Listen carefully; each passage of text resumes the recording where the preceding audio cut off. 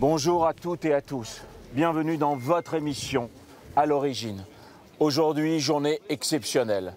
Yom Rashi, la journée du judaïsme français.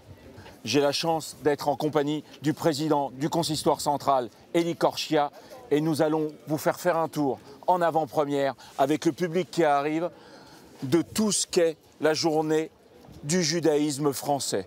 C'est-à-dire un musée éphémère, des artistes, des sculpteurs, des auteurs, des peintres, des spectacles, des tables rondes, un vaste horizon sur tout ce dont est composé le judaïsme français. Suivez-nous.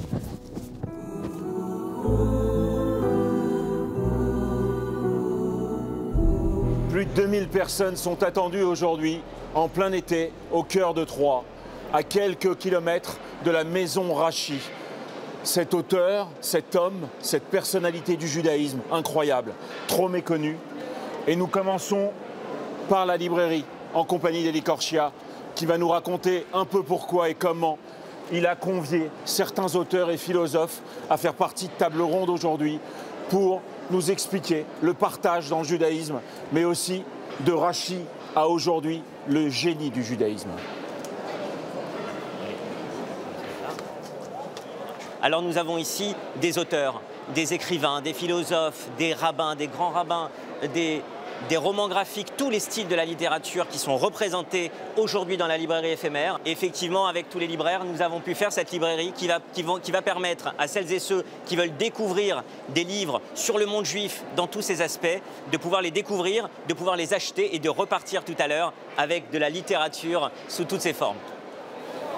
Un musée éphémère qui est installé sur plus de 600 mètres carrés, où on a un mélange de tous les arts. Donc, Eli. Bien sûr, ce qu'on a voulu pour ce musée éphémère, sur cette immense surface dans le parc des expositions, c'était mêler à la fois des peintres. Nous avons deux grands peintres, Gérard Garouste qui expose des œuvres, Alain Kleinman, des sculpteurs comme l'a dit Steve, avec une sculptrice de grand talent, Myriam Sidbon, et un sculpteur qui est Frank Torchman qui nous livre des sculptures magnifiques, et évidemment aussi la photographie avec David Abitbol qui nous présente en exclusivité des reproductions exceptionnelles et originales, des photographies des synagogues du monde entier qu'il a réalisées. Et aujourd'hui, le vrai défi de cette journée-là, c'est d'innover encore une fois une journée du judaïsme français qui porte son nom.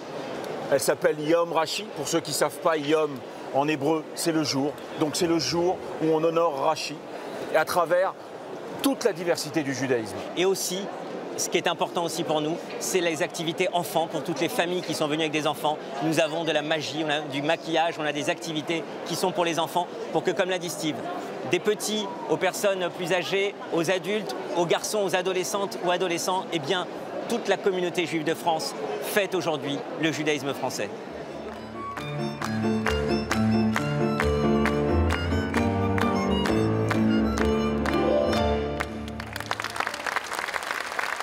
Mes chers amis, cette table ronde aura pour thème transmission et partage, l'esprit du judaïsme.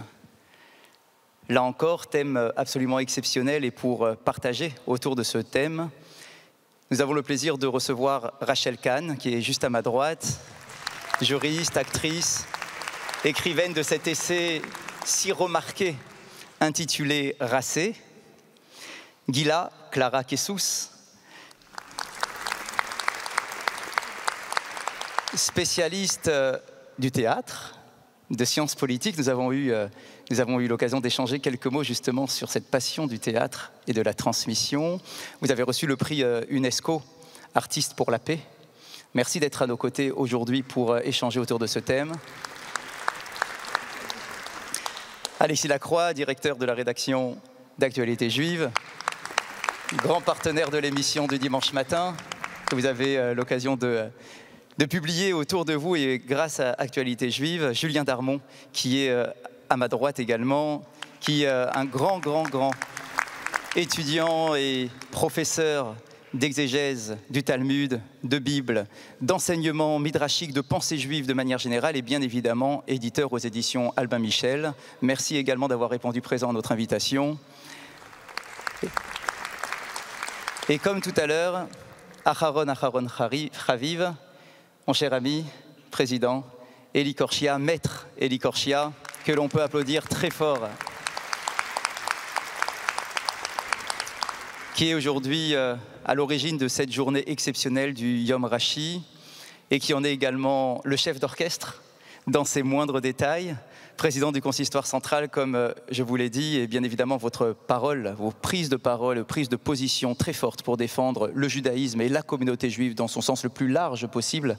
Merci pour tout et bien justement, je commencerai avec vous, mon cher Élie. Transmission et partage, peut-être pour ouvrir ce thème et la discussion, un enseignement de nos maîtres dans le livre de Béréchit, à propos d'Abraham, notre premier patriarche. Nous pouvons tous nous poser la question, pourquoi lui? Pourquoi Abraham? Pourquoi est-ce qu'il a été désigné pour être le père du peuple d'Israël? Alors nous pourrions peut-être tous prendre quelques minutes de réflexion et nous dire, tout de même, Abraham, l'homme des 10 épreuves, l'homme qui a été prêt non seulement à abandonner tout son environnement, mais du coup, comparé au sacrifice d'Yitzhak, c'était la première des 10 épreuves, mais c'est vrai, à travers toutes ces épreuves, cela justifie largement le fait qu'il ait été choisi, désigné par Akadosh Baruch Hu. Et pourtant, le verset de la Torah nous dit tout autre chose. Ki yedativ leman asher yetzave et banav ve et beto acharav. Si je l'ai choisi et désigné, c'est parce que je savais qu'il était en mesure de transmettre des valeurs à ses enfants et à tous ceux qui vivaient autour de lui. La force de la transmission, c'est ce qui fait la définition du peuple d'Israël. Alors Élie, en tant que président du consistoire, quelle est la place du partage et de la transmission dans l'esprit du judaïsme? Lorsque nous avons défini ce thème de cette deuxième table ronde, et je remercie, comme vous l'avez fait, celles et ceux qui sont ici, et je suis très fier d'être à côté d'Alexis, de Clara Guilla, de Rachel et de Julien.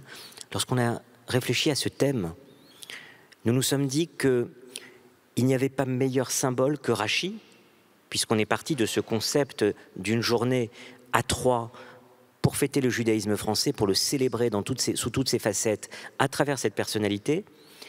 C'est celle qui a vécu il y a 1000 ans, et c'est celle qui symbolise le mieux la transmission et le partage. Je vais m'expliquer. La transmission, pourquoi?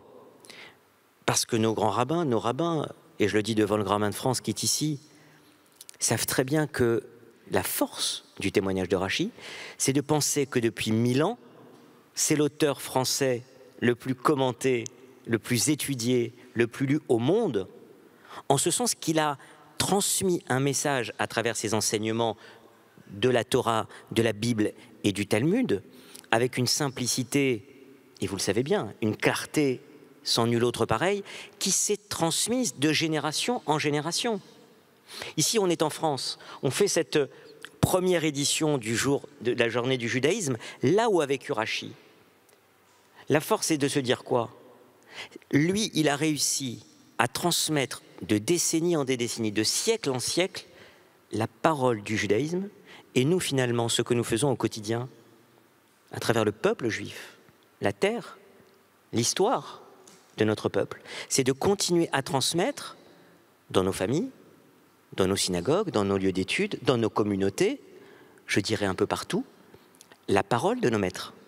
Et effectivement, je crois que vous parliez de l'esprit du judaïsme, le génie du judaïsme, c'est transmission dans toujours cet acte de partage. Et ce qu'on a fait aujourd'hui, finalement, quand on y réfléchit bien, quand on est passé d'une librairie éphémère, le pouvoir des mots, le pouvoir des livres, quand on est passé ensuite, quelques mètres plus loin, à ce musée éphémère, la transmission par l'art, par la peinture, par la sculpture, par la photographie, quand on est passé ensuite à chaque stand où nous étions, on avait ce sentiment qu'on fait vivre le judaïsme et on continue aujourd'hui en 2022 à le faire vivre par ces deux thématiques, transmission et partage. Et de Rashi à nos jours, et on le voit bien avec celles et ceux qui sont ici, qui continuent chacun, et je vous remercie de le faire, que ce soit dans une maison d'édition, que ce soit sur scène, que ce soit dans des livres, que ce soit par le pouvoir de la parole, que ce soit dans des journaux, eh bien, vous continuez à faire ce qui nous a été enseigné, faire vivre le judaïsme, et on ne le fait vivre que lorsqu'on transmet et quand on partage avec l'autre. Le judaïsme, c'est ce regard vers l'autre qui nous est si cher, et ce regard vers l'autre, eh bien on le vit réellement lorsqu'on transmet à l'autre ce message qui est le nôtre.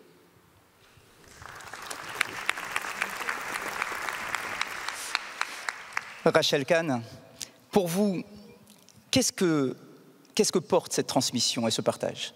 Votre parcours, votre identité, et on en parlera bien évidemment tout au long de cette table ronde, nous partagerons autour de cela. Qu'est-ce que, d'après vous, nous devons absolument partager avec les autres ?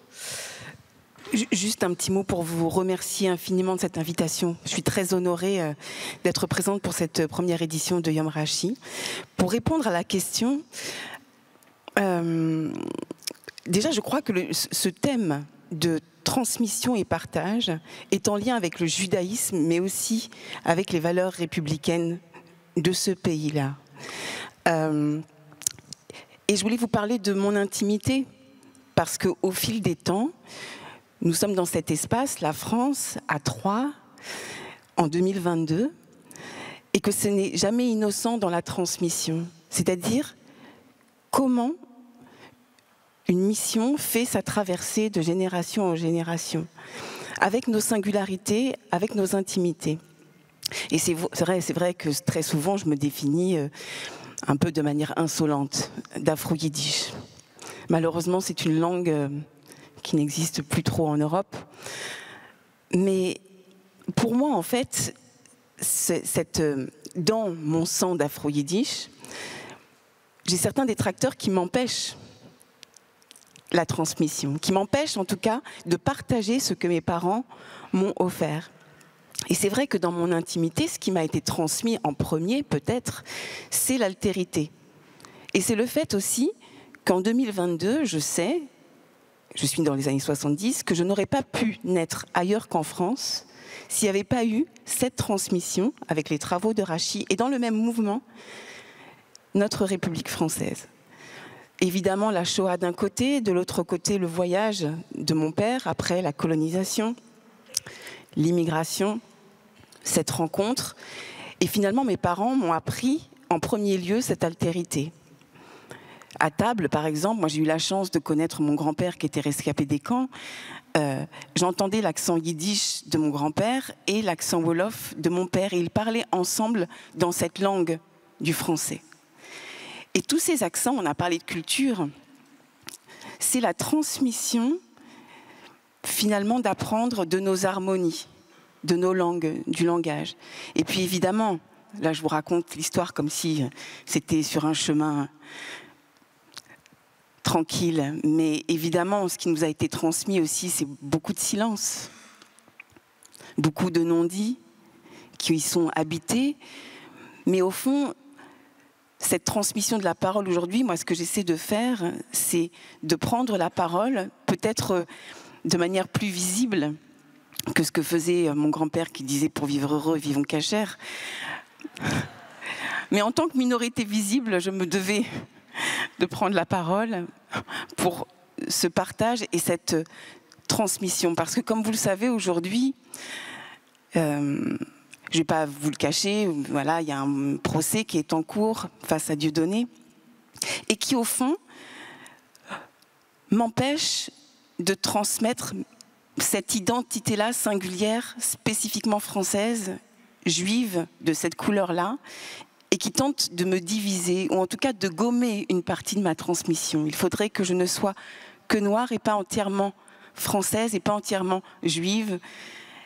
Et ça, c'est impossible. C'est-à-dire que dans cette période que nous vivons, 2022, alors que la transmission est une réinterprétation à chaque fois avec notre temps et avec notre espace, on doit passer ce relais qui doit être encore plus fait de notre présent et donc dans cette complexité-là. Je ne veux pas être trop longue, c'est ce que j'essaie de faire et notamment dans la traversée de cette mission et parce que je suis vivante, malgré la grande histoire et ma petite histoire, parce que je suis vivante, la transmission se fait avec la vie et le partage se fait quand on est pleinement vivant.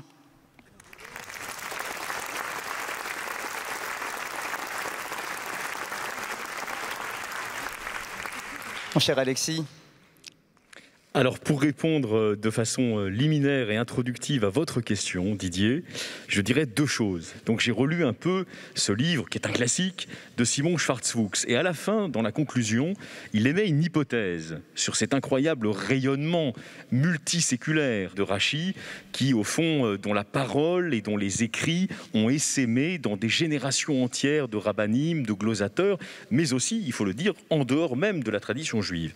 Voilà l'hypothèse qu'il fait.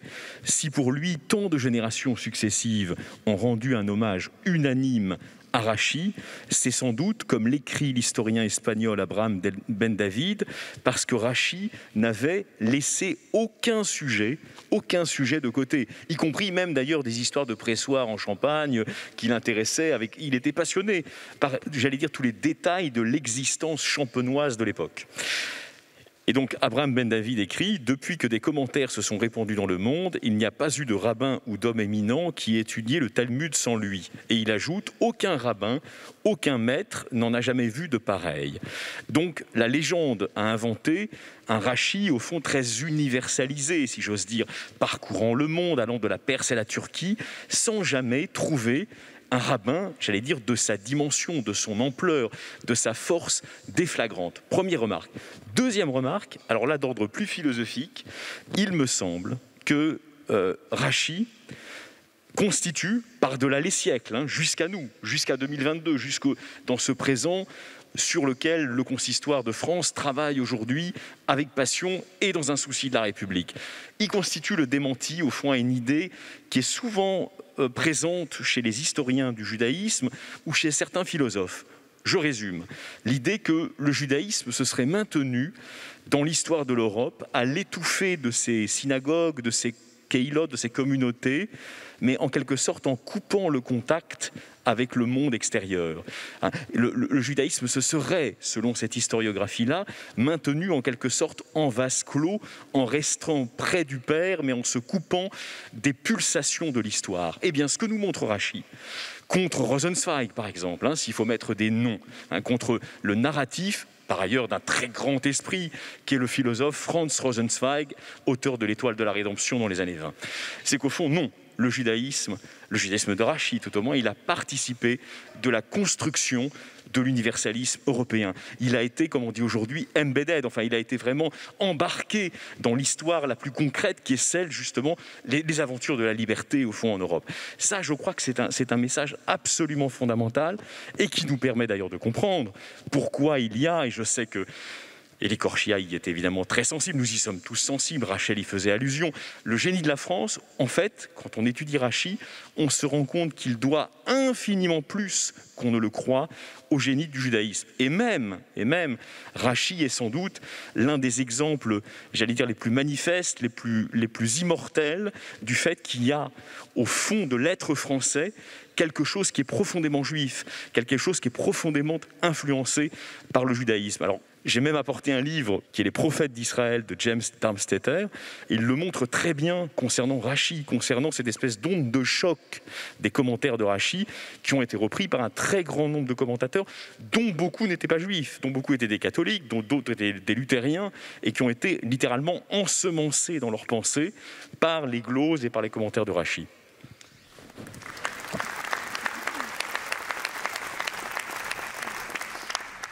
Gila Clara Kessous, je suis très intrigué parce que vous voulez nous parler de transmission à travers le théâtre. Dans la tradition rabbinique, talmudique, nous avons l'impression que les rabbins sont, on peut le dire, assez frileux face au théâtre. En tout cas, c'est l'impression que nous en avons. Est-ce que vous pouvez nous éclairer sur le sujet et voir comment finalement il faudrait peut-être affiner notre interprétation des choses et voir comment, à travers le théâtre, il peut y avoir une véritable transmission des valeurs du judaïsme. Oui, là aussi, un grand merci à vous de me permettre de participer à cette table ronde.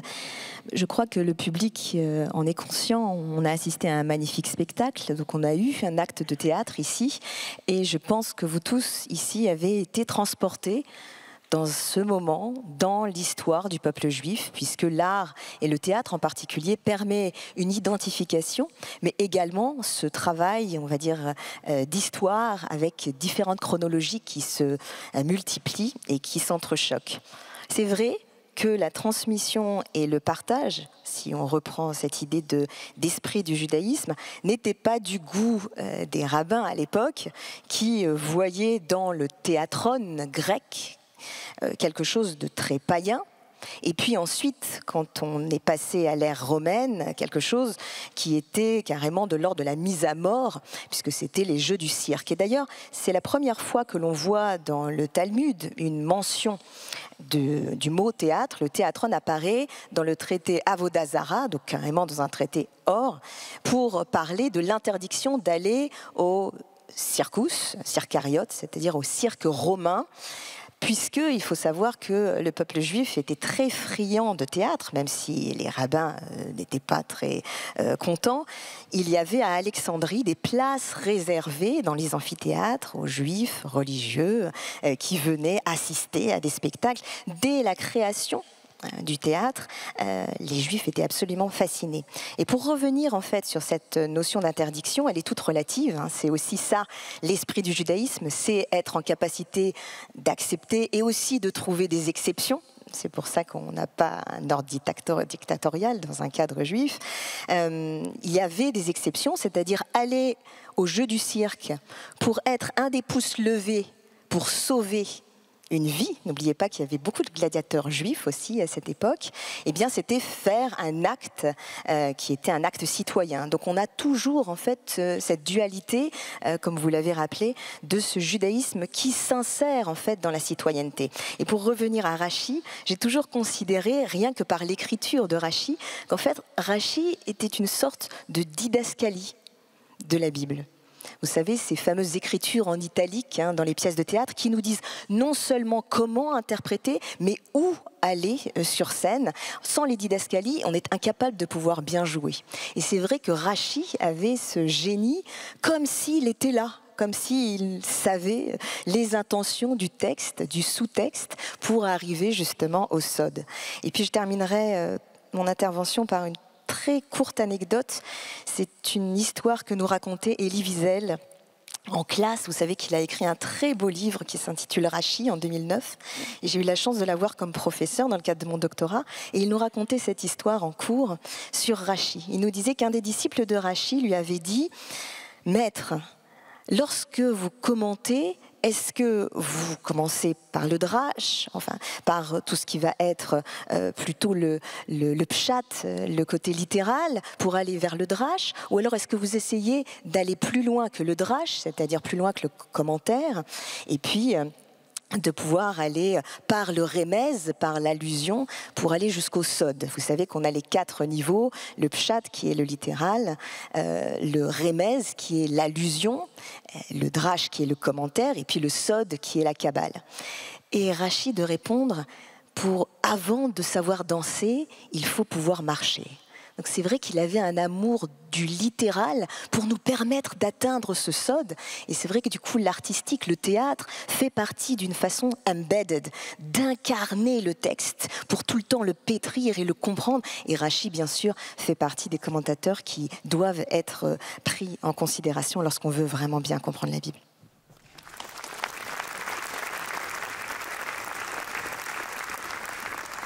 Cher Julien Darmon, pour déjà terminer notre premier tour d'horizon, qu'est-ce que veut dire pour vous la notion de partage et de transmission ?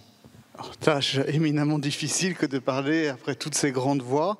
Alors je vais m'en sortir par une pirouette et prendre un peu de distance et un peu de hauteur, parce que transmettre quoi ? Transmettre à qui et transmettre comment ? Et ces 3 questions sont liées. Et je suis très frappé de la convergence de ce qui a été dit. Et ça me paraît très important aujourd'hui dans ce Yom Rachi de dissiper une fois pour toutes cette image fausse d'un judaïsme qui aurait vécu pendant des siècles et des millénaires en vase clos, de manière isolée de toutes les cultures environnantes, et que toute ouverture et tout partage du judaïsme avec les autres cultures serait une abattardisation du judaïsme. Je crois que c'est exactement l'inverse. Le Maharal dit ça. Il y a un verset qui dit « Tu mangeras tous les peuples ». Et tu mangeras tous les peuples, ça veut dire chez chaque peuple, tu dois aller chercher quelque chose que tu n'as pas et qui est unique à ce peuple-là et dont tu dois te nourrir pour grandir en perfection. Le judaïsme, sa fonction dans l'histoire universelle, c'est précisément ça, c'est d'aller chercher ce qui fait le génie propre de chaque peuple et de l'intégrer dans un particularisme qui est en même temps un universalisme. Précisément en un temps où aujourd'hui on veut enfermer chacun dans des cases, dans des identités hermétiques. Et on le voit d'ailleurs à l'époque même de Rachi, si vous regardez les manuscrits médiévaux, vous verrez que par exemple dans les manuscrits de l'époque de Rachi, pour représenter les combats entre David et Avshalom, on représente deux chevaliers qui sont en train de jouter avec des lances, etc. Donc les Juifs du Moyen-Âge étaient en plein dans la culture française, dans la culture courtoise. Un autre détail, parce qu'on est en train de travailler sur une immense encyclopédie de l'histoire des Juifs de France, on remarque que sur les tombes des Juifs du XIIIe siècle, ils ont tous des noms juifs, ils s'appellent tous Shlomo, Meir, Reuven, etc. Mais on a aussi les registres des impôts des Juifs de Paris, parce que les Juifs ne payaient pas les mêmes impôts que les autres Parisiens. Donc on a la liste de tous les Juifs qui payent des impôts à Paris. Donc on sait où ils habitent, on sait qu'est-ce qu'ils font comme travail, on sait combien ils payent d'impôts et on sait comment ils s'appellent. Eh bien, ils n'ont pas des noms juifs pour les impôts, ils ont tous des noms français. Et en fait, c'est la même situation qu'on a toujours connue, c'est-à-dire qu'on a toujours eu cette triple identité.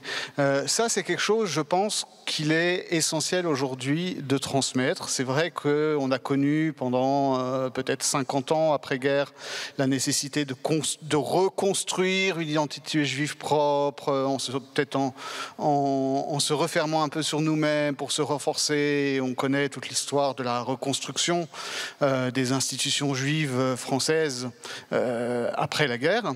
Je crois qu'aujourd'hui, on est suffisamment fort, on est suffisamment fier et on est suffisamment sûr et de notre identité juive et de notre identité française et de notre rapport au monde et à la culture universelle pour pouvoir assumer ça de manière intégrative et non contradictoire et de ne pas avoir à choisir entre ces facettes et de refuser ceux qui veulent nous assigner à une ou à une autre identité, quelle que soit la légitimité dont ils se réclament. Donc ça, je pense que c'est ce qu'il faut transmettre avant tout aujourd'hui. Et alors, comment le transmettre? C'est une autre question. On a publié chez Albin Michel, il y a quelques années maintenant, un livre du psychanalyste Jean-Pierre Winter qui s'appelle « Transmettre ou pas ». Alors, je n'ai pas résumé tout le livre, qui est pétri et de psychanalyse lacanienne et de citations talmudiques. Mais ce qui m'a beaucoup frappé, c'est qu'il explique qu'en particulier dans les familles, on ne transmet jamais ce qu'on veut consciemment transmettre.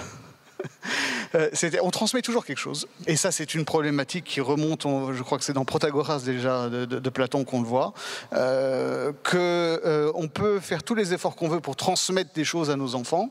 Ce qu'ils vont retenir, c'est rarement ce qu'on a voulu consciemment leur transmettre. Mais il y a des choses qui passent.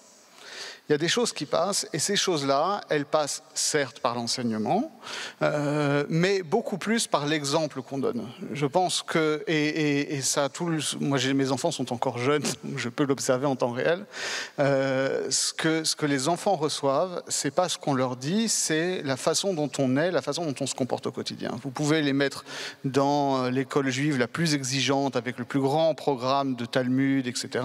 Si à la maison, papa n'ouvre, ou maman, n'ouvre pas une page de Talmud, votre enfant n'ouvrira pas une page de Talmud. Et donc, ça c'est valable dans le milieu familial, d'incarner ce que l'on veut transmettre, et c'est valable dans l'espace citoyen en général aussi.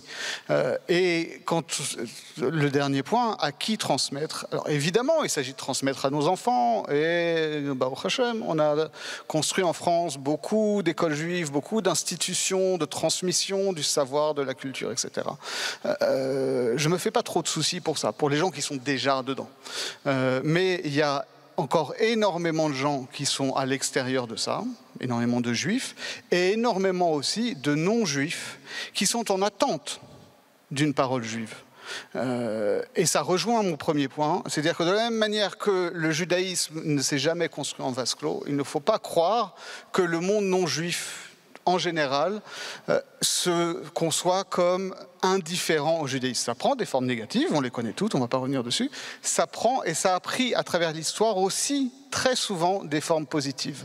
Et c'est quelque chose que moi je rencontre très souvent. Et tous les gens qui travaillent un petit peu dans le milieu religieux, un petit peu dans le milieu de la culture juive, etc., ou qui tout simplement, qui sont visiblement juifs parce qu'ils portent une kippa ou une barbe, etc., savent qu'il y a aujourd'hui en particulier une très forte attente d'une parole juive qui ne soit pas une parole prescriptrice. Ils ne veulent pas savoir qu'est-ce qu'ils doivent faire. Mais ils savent que les juifs ont toujours été le grain de sable dans la belle machine du totalitarisme et de la pensée unique. Et que voilà, ça les intéresse de savoir qu'est-ce que les juifs ont à dire sur notre société contemporaine, que ce soit sur la religion, sur la laïcité. Et moi, je connais beaucoup d'amis musulmans qui me disent, mais justement, l'un des gros problèmes de l'islam en France, c'est qu'il n'y a pas d'institutions comme les institutions juives qui ont su se structurer et qui donnent un cadre, mais on connaît beaucoup de réussites. Je pense par exemple à l'émission du dimanche matin sur France 2, qui est une institution qui aussi s'inscrit pleinement dans cette histoire de l'histoire du judaïsme en France et de la transmission d'une culture juive à un public très large, y compris non juif, et qu'on joue ce rôle pleinement, de manière proactive. Et je pense qu'il n'y a que des bonnes choses qui peuvent sortir de ça. Je vous remercie.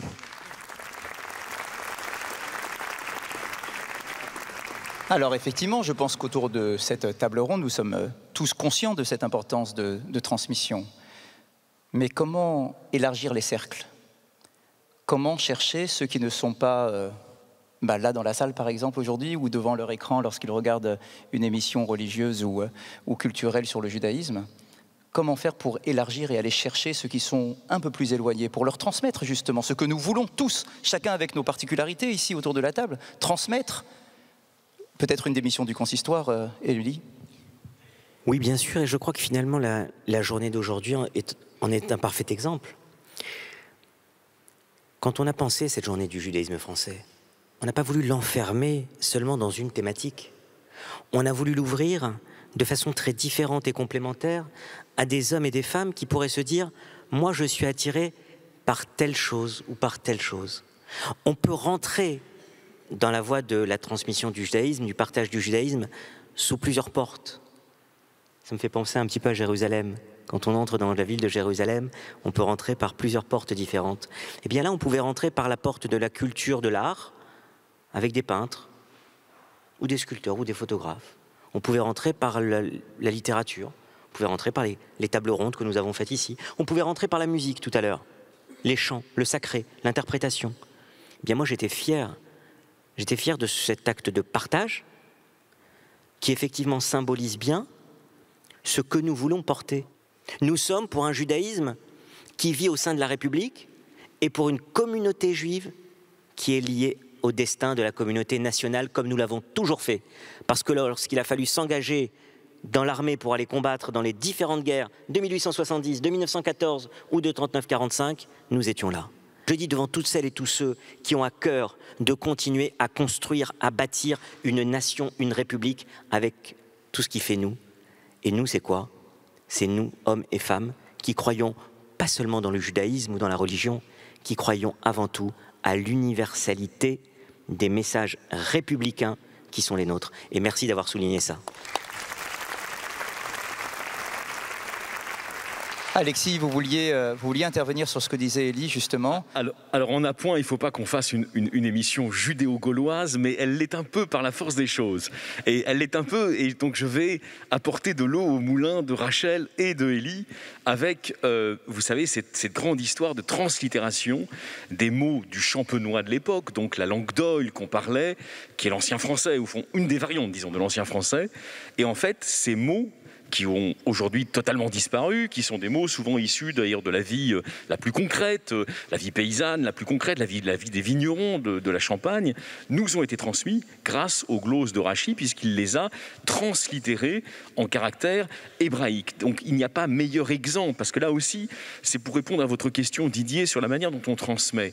Visiblement, nous ne le connaissons pas, mais nous reconstituons sa personnalité par des témoignages, par le livre d'Abraham Grossman, par celui d'Elie Wiesel, etc. Il y avait une force de l'exemplarité chez Rachy qui était considérable. Et je crois, alors évidemment c'est un petit peu anachronique comme terme, mais je crois qu'il a éprouvé un amour juif profond pour la France. On ne peut pas dire que c'est un amour républicain, ce serait anachronique, mais il a éprouvé cet amour-là. Et il s'est voulu le conservateur du français des origines. Donc c'est une manière indirecte à dire de répondre à votre question. Peut-être qu'aujourd'hui, pour le judaïsme français, transmettre le meilleur de ses valeurs, transmettre son esprit, transmettre la flamme en quelque sorte de son éthique de conviction, ça veut dire aussi effectivement élargir le cercle de celles, de ceux à qui il va tenter de s'adresser, justement pour les conduire peut-être à une réflexion sur une vie meilleure, sur une vie plus éthique. Et de ce point de vue-là, évidemment, je ne peux que donner totalement raison à Élie Korchia d'avoir choisi d'inscrire cette fête du judaïsme français sous le patronage de Rachy, parce qu'il est le plus exemplaire de tous les tzadikim de la tradition française et juive. De plus, il faut imaginer, et peut-être une mise en scène, il faudrait mettre en scène les cours de transmission de Rachy. C'est-à-dire que lorsqu'il est devant ses élèves, en France, par exemple, à Troyes peut-être, en train de transmettre une explication d'un texte du Talmud ou d'une paracha, d'un verset du Tanakh, de la Bible, eh bien il essaie d'expliquer en hébreu, il parle en hébreu à ses élèves, et lorsqu'il y a un terme qu'il ne trouve pas en hébreu ou qui ne correspond pas exactement, il ne va pas être cet homme qui va dire non, quoi qu'il arrive, je dois trouver des mots en hébreu, quoi qu'il arrive, je n'utiliserai pas la langue française pour transmettre à mes élèves un cours de Torah. Eh bien, il n'hésite pas. Nous sommes dans cette classe de Rachy où il va dire à ses élèves, un instant, je vais vous donner un mot en français, un mot clair de la vie du quotidien, effectivement, pour que vous compreniez exactement ce que le texte veut nous dire et ce que moi, Rachy, je veux vous transmettre. Donc, le souci ou la volonté de transmission, si elle doit passer par la langue française, eh bien, elle passe par la langue française.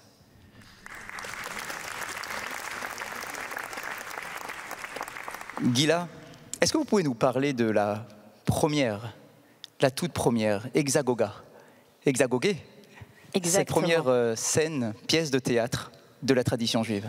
Et je voudrais également revenir sur ce que vous venez de dire, qui est très juste, et en termes d'esprit du judaïsme, un peu comme dans l'esprit des lois, donc est-ce qu'on est en capacité, dans des moments de difficulté, d'aller même trouver l'inverse de la loi qui s'applique? C'est comme ça que c'est écrit tout le commentaire, puisque vous savez que c'était interdit de pouvoir écrire la loi orale. Donc c'est le Haïfer, vraiment, c'est comment est-ce qu'en situation de danger pour le peuple, on est capable de penser d'abord à la survie et surtout pas à l'anéantissement des traditions. Pour revenir à votre question sur cette pièce de théâtre, qui est la première qu'on a trouvée, qui est vraiment au cœur de notre préoccupation entre transmission et échange, il s'agit d'une pièce de théâtre qui est écrite en grec, qui date du IIe siècle avant l'ère chrétienne, et elle s'appelle l'Hexagogé, l'Exode. IIe siècle avant l'ère chrétienne, on réfléchit au niveau Antiquité, à pouvoir pour la première fois essayer de faire comprendre quelles sont les traditions, quel est le texte fondateur du peuple juif. Alors, eh bien, certains tragiques, c'est comme ça qu'on appelait les dramaturges à l'époque, s'y essayent.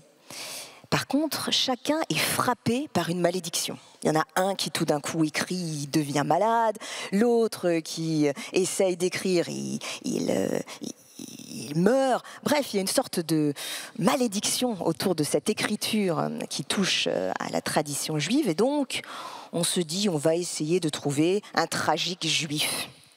Et donc, pour la première fois, voilà un auteur juif qui va écrire une pièce de théâtre sur le judaïsme et bien sûr quel est le moment juif qui peut être mis en scène si ce n'est l'exode, la sortie d'Égypte, puisque à l'époque, vous savez, il y avait une volonté, pour revenir sur cette notion de transmission, une volonté hagiographique, donc expliquer le texte, mais il y avait surtout une volonté de répondre à l'antisémitisme, puisqu'à l'époque, le peuple égyptien disait que le peuple juif avait été mis dehors par les Égyptiens pour des raisons sanitaires.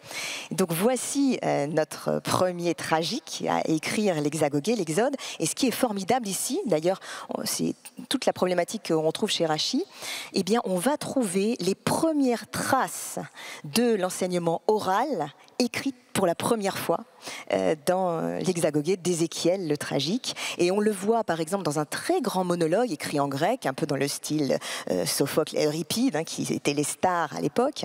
Et bien, dans ce grand monologue, on a un messager, un survivant, qui va parler de ce qu'il a vu.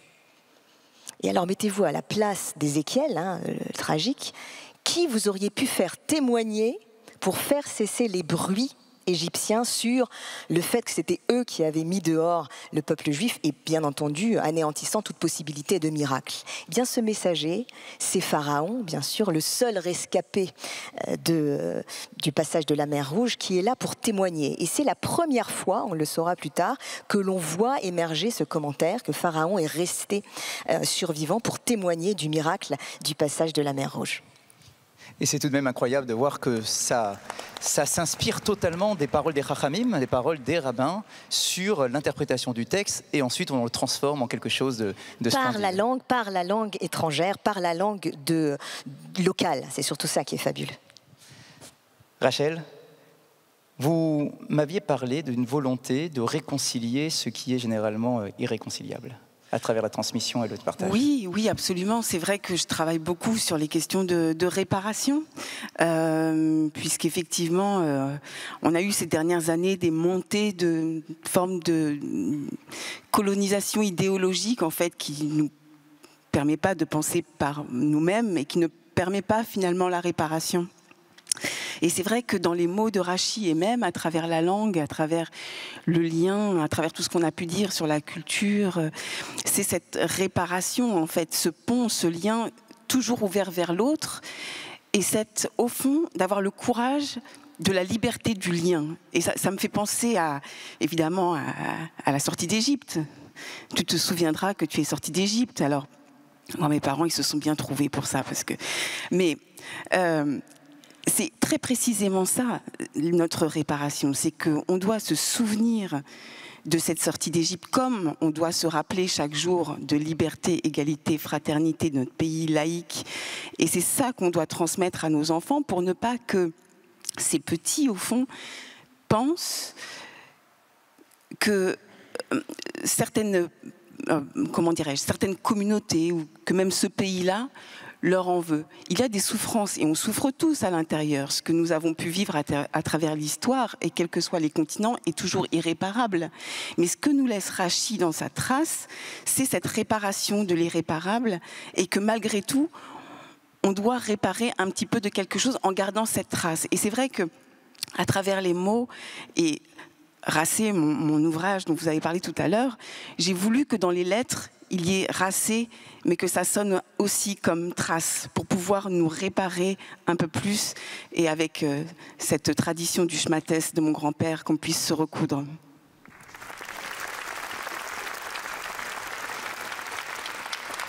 Merci beaucoup, merci mes chers amis pour cet échange. Merci pour d'avoir été en mesure de nous montrer à quel point, lorsqu'il est écrit dans la Torah « Veshinantam levanecha », tu devras transmettre à tes enfants, et que bien évidemment ici le mot « enfant » n'est pas à prendre dans le sens strict, mais très très large. Tous ceux qui sont autour de nous, parce qu'ils ont besoin effectivement d'avoir et de recevoir quelque chose pour grandir et se construire eux-mêmes. Merci beaucoup, merci à vous tous. Et j'espère vraiment que nous ayons d'autres occasions pour nous retrouver aussi nombreux qu'aujourd'hui, voire même encore plus nombreux qu'aujourd'hui, pour montrer la force de transmission du peuple d'Israël.